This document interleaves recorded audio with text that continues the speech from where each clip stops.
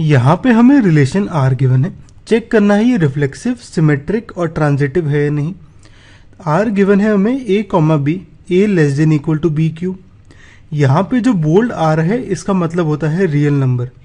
अब यहाँ पे दो बारी लिखा है आर आर, जो पहली बारी लिखा है ये होता है मेरे फर्स्ट एलिमेंट के लिए, यानी यहाँ पे ए मेरा रियल नंबर है। जो दूसरी बारी लिखा है ये होता है मेरा सेकंड एलिमेंट के लिए, यानी बी मेरा रियल नंबर है। यानी यहाँ पे ए और बी दोनों मेरे रियल नंबर्स हैं।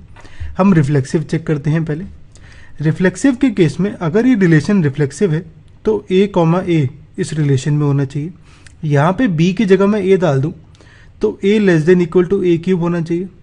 यहाँ पे ए है मेरा रियल नंबर, तो हर एक रियल नंबर के लिए अगर a less than equal to A cube है तो मेरा रिफ्लेक्सिव है ये, नहीं तो नहीं है।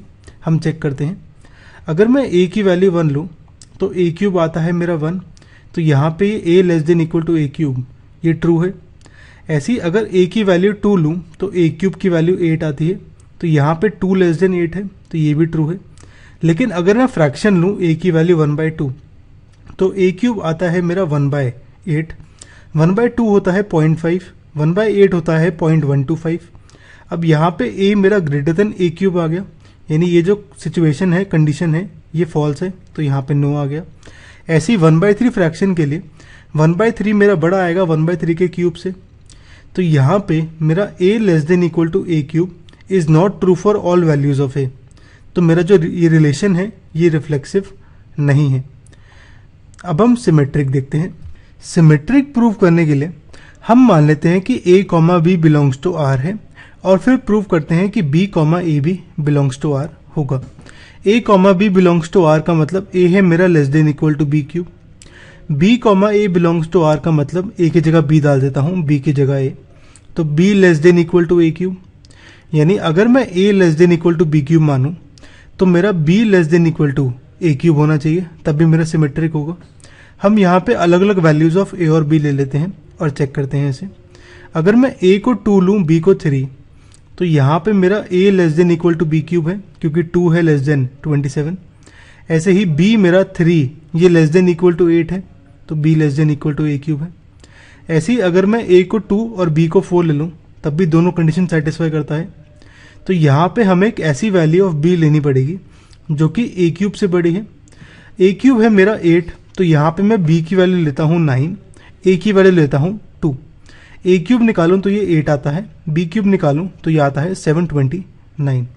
मैं नोटिस करूँ a जो है मेरा 2 ये लेस देन इक्वल टू है 729, ये ट्रू है मेरा। लेकिन यहाँ पे b जो है मेरा 9 ये a क्यूब से बड़ा है, तो यहाँ पे ये कंडीशन मेरी फॉल्स हो जाती है। तो यहाँ पे मेरा b less than equal to A cube true नहीं है for all values of a और b, तो ये जो रिलेशन है मेरा ये सिमेट्रिक नहीं है। अब हम ट्रांजिटिव देखते हैं। ट्रांजिटिव प्रूफ करने के लिए हम मान लेते हैं कि a कॉमा बी और b कॉमा सी इस रिलेशन में है, और फिर प्रूव करते हैं कि a कॉमा सी भी इस रिलेशन में होगा। a comma B belongs to r का मतलब a है less than equal to B cube, b comma C belongs to r का मतलब a की जगह b डाल देता हूँ, b की जगह c, तो b less than equal to C cube. a comma C belongs to r का मतलब b की जगह c डाल दूँ तो a less than equal to C cube. यानी अगर a मेरा b क्यूब से छोटा है और b c क्यूब से छोटा है तो क्या मेरा a c क्यूब से छोटा होगा। हम चेक करते हैं इसे। यहाँ पे हम a b c की वैल्यूज़ लेते हैं, तो यहाँ पे मेरा a less than equal to B cube आ रहा है, b less than equal to C cube आ रहा है, ये c क्यूब है, स्क्वायर नहीं है, गलती से लिख दिया। ऐसे ही a less than equal to C cube आ रहा है। अगर मैं a b c की वैल्यू लूँ 3, 3/2 और 4/3, तो यहाँ पे b क्यूब आएगा मेरा 3/2 का क्यूब, यानी 1.5 का क्यूब, जो कि होता है 3.375। ऐसे ही अगर c क्यूब निकालूँ यानी 4/3 का क्यूब, तो ये आएगा मेरा 2.37। अब मैं नोटिस करूँ a जो है मेरा यानी 3 ये मेरा b क्यूब से छोटा है, यानी 3 मेरा 3.3 से छोटा है, तो ये मेरा यस आएगा। ऐसे ही b की बात करें 3/2 यानी 1.5, ये मेरा c क्यूब 2.3 से छोटा है, तो ये भी यस आएगा। लेकिन यहाँ पे a मेरा है 3 और c क्यूब है मेरा 2.37, तो a less than equal to C cube ये मेरा सेटिस्फाई नहीं होता है। ये सारे क्यूब हैं यहाँ पे,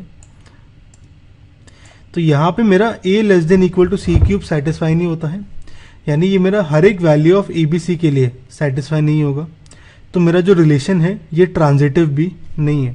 तो जो रिलेशन है मेरा वो ना तो रिफ्लेक्सिव है, ना सिमेट्रिक, ना ट्रांजिटिव।